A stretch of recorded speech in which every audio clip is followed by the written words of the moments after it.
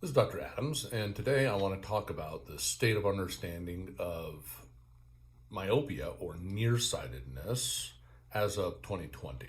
And one of the resources that I think is very useful for the general populace to look at is the World Society of Pediatric Ophthalmology and Strabismus Myopia Consensus Statement. It reviews a lot of the things that we know about nearsightedness today. Nearsightedness is the most prevalent eye condition in the world. In some Asian countries, it has a prevalence of up to 80 to 90% of young adults. They've found in various studies, such as in Malaysia, that there's been a much increasing rate in countries as they become less agrarian and people move into the cities.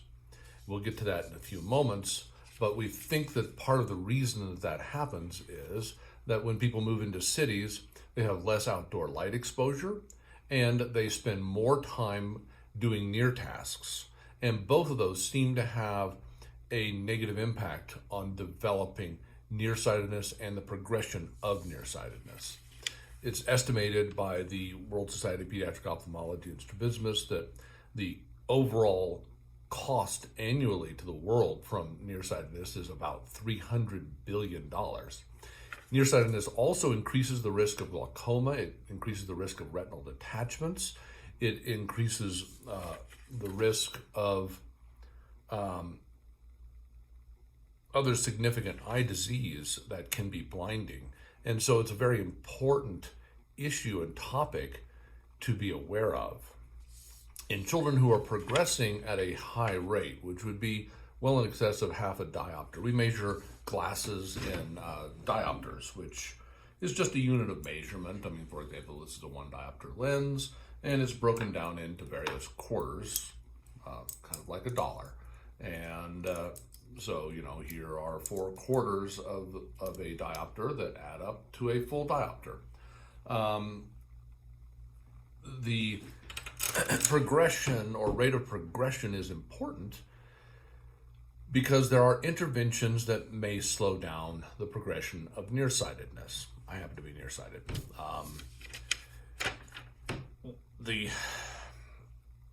It's been demonstrated, as I mentioned, that children who spend more time outdoors and have a higher light exposure have a lower rate of developing nearsightedness and a lower rate of progression if they do develop nearsightedness. So outdoor time seems to be important. In fact, in China, they've actually experimented with basically glass classrooms where the children are placed for a number of hours each day with opaque shower door-like glass enclosure that they can't see and be distracted by the outdoors, but still gain a lot of light exposure in those rooms, greater than they would be indoors in a classroom.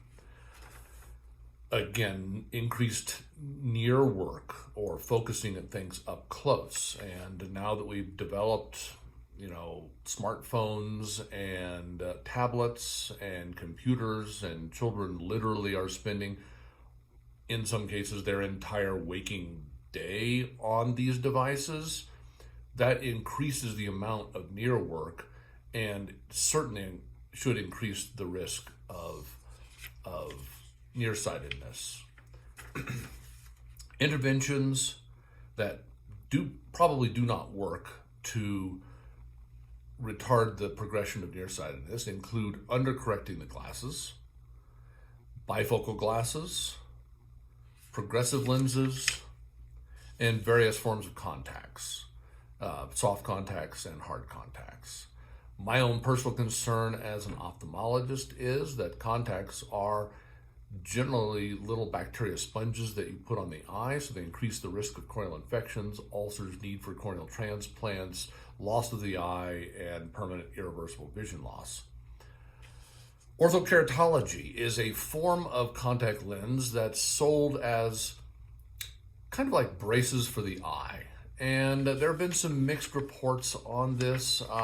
Some reports seem to be very promising in that the central cornea will thin and the peripheral cornea will thicken, leading to a shift away from nearsightedness in a certain number of kids. However, there have been over 100 cases of potentially blinding eye cornea infections in children using these lenses in the last several decades. And that brings me back to the concern about contacts. If you're placing something on the eye that is basically pressing on the eye, that is likely to injure the corneal surface and increase your risk of infections. And in fact, that has happened.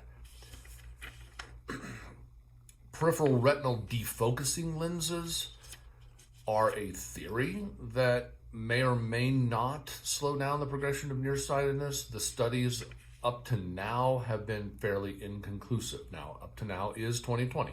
This could change over time, and we'll find out as time goes by whether peripheral defocusing lenses are an effective intervention or not.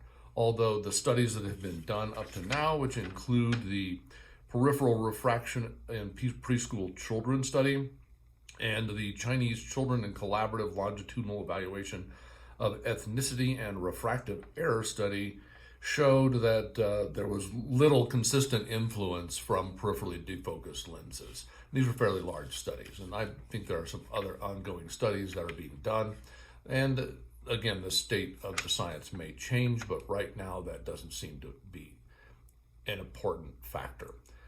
What does seem to work are atropine drops, and this is a bottle of atropine right here. Atropine itself is a strong dilating drop, so the full-strength atropine is 1%. And we've known for quite some time that full-strength 1% atropine will slow down the progression of nearsightedness.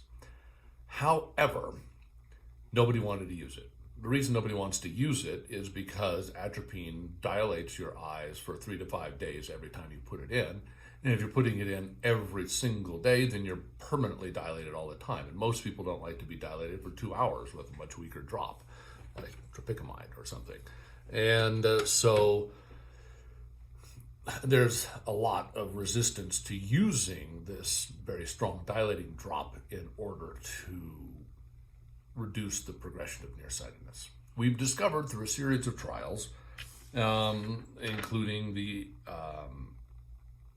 Atropine for the treatment of myopia studies 1 and 2 that have been performed in hundreds of children, mostly in Asia, that much lower doses of the same medicine, so the same medicine, 1% diluted between 1/50th and 1/100th of a percent, doesn't have all the side effects of dilation and blurry vision and all the irritating effects that go along with using a strong dilating drop like atropine, but has the exact same effect of slowing down the progression of nearsightedness, which is very exciting because now you have a not actually side effect free, but a much reduced side effect profile. There are still children who become allergic to the medicine and develop red eyes and have to stop it for various reasons like that. But it is exciting that this, in large populations, does seem to have a statistically significant effect of slowing down the progression of nearsightedness. And it's a fairly simple and inexpensive intervention. Our office buys this medicine for $10 or $15 per bottle. Now, I have heard that some pharmacies will charge a lot more.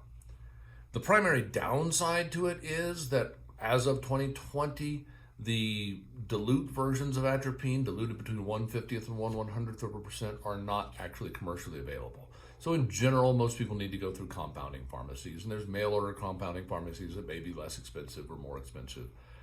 I'm sure that eventually somebody will market a diluted medicine for this purpose. However, right now that's not an option just directly without going to a compounding pharmacy. However, that's not a significant barrier because it is very easy to compound.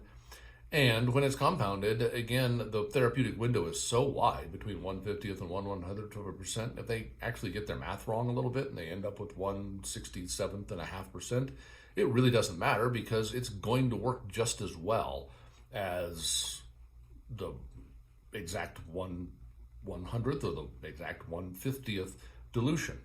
So atropine does seem to be a significant factor that can slow down the progression of nearsightedness in children who are developing nearsightedness during their growth phase. Generally, they have to use it for several years. There is a certain amount of rebound that occurs when they stop. However, interestingly, we have found that the lower doses have less rebound than the higher doses of the medicine. The profession of ophthalmology feels strongly enough about this that in 2015, the American Academy of Ophthalmology actually put out a press release on the use of low-dose atropine, encouraging it in children who are developing rapidly progressive myopia.